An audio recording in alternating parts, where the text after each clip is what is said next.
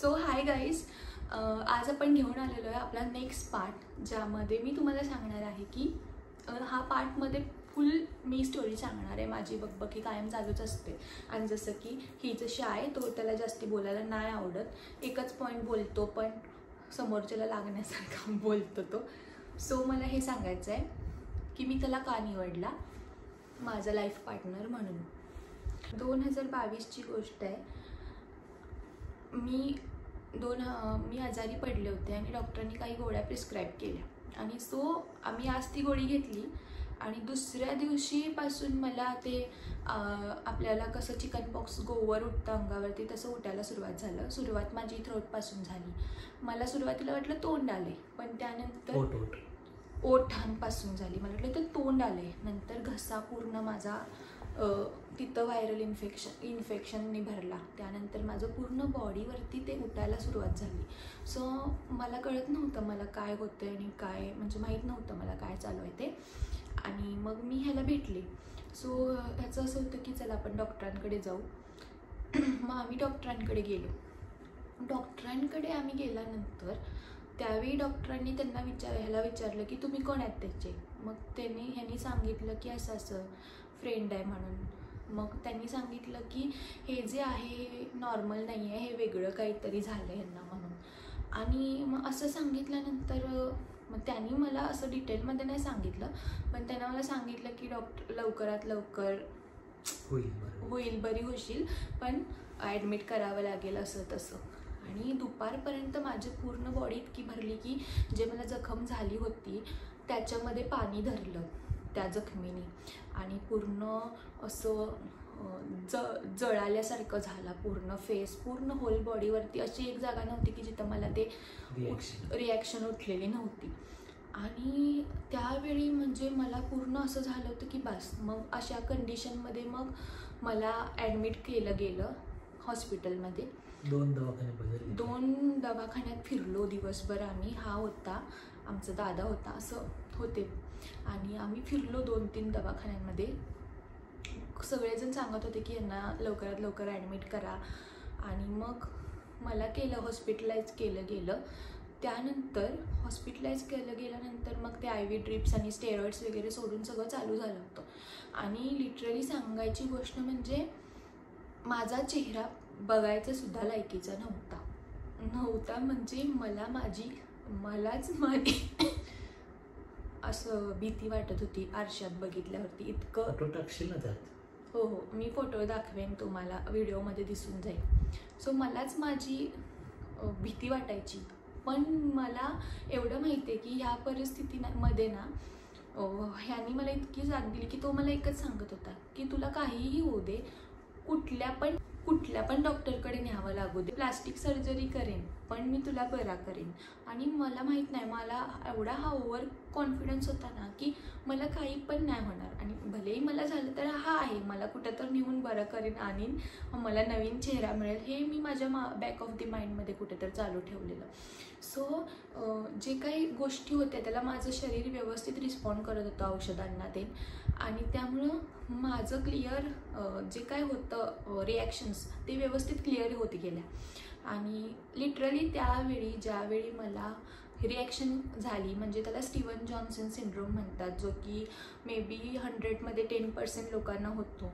तर त्या रिॲक्शन वेळी मी तर रडली असेनच, पण हा सुद्धा रडला म्हणजे माझ्यासाठी की हिला हे काय झालं म्हणून. आणि इतका बेकार म्हणजे इतका भयंकर अनुभव आला.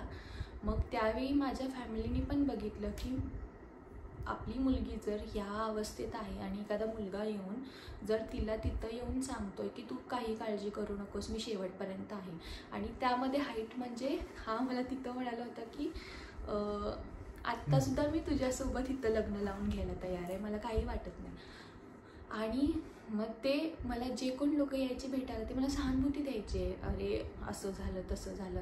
पण मला माहीत आहे की मला हे माहीत होतं की इट्स ओके, मी बरी होणार आहे.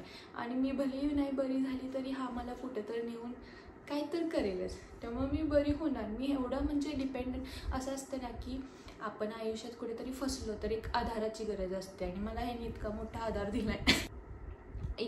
आधार दिला ना की बस. म्हणजे ते लिटरली 20-21 दिवस मी हॉस्पिटलमध्ये होते. रोज संध्याकाळी हा दिवसभर तर कधीतरी फेरी मारायचा, पण रोज संध्याकाळी न चुकता यायचा.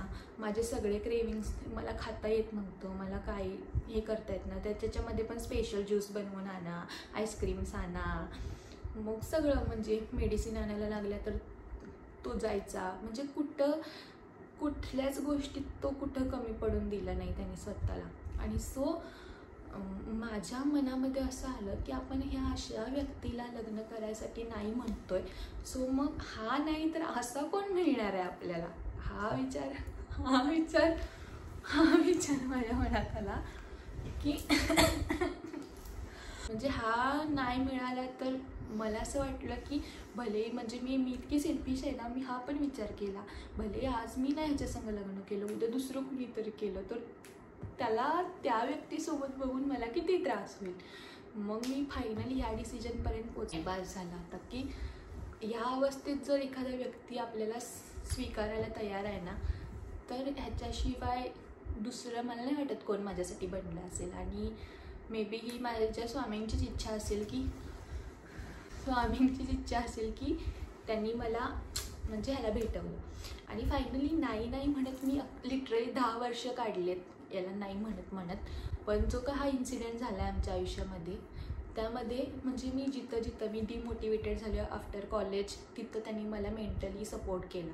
त्यानंतर मी ज्यावेळी हॉस्पिटलमध्ये होते तिथं तो माझ्या सोबत असा उभा राहिला ना की बस. सो या एका व्यक्तीमुळं आयुष्य मी फार सॉर्टेड आहे. आणि मला एवढं माहिती आहे की चला काही असू दे, हा आहे ना तर सगळ्या गोष्टी व्यवस्थित होतील. त्यामुळं ही इज द वन. मला असं वाटतं की, आणि तुम्ही देखील तो फोटोज पहा माझे, कारण बघायच्या अवस्थेतलेच नाही आहेत आणि ते दिवस सांगायसारखे इतके सोपे तर अजिबातच नाही आहेत. सो कुठंतरी काहीतरी माझी मागच्या जन्माची पुण्याई असेल म्हणून हा मला भेटला आहे. मला माहिती आहे मी त्याचा थोडासा गैरफायदा घेते, पण इट्स ओके, ते चालत राहतं. माझ्यासारखी बायको पण इझिली नाही भेटत कोणाला. So that's it for today.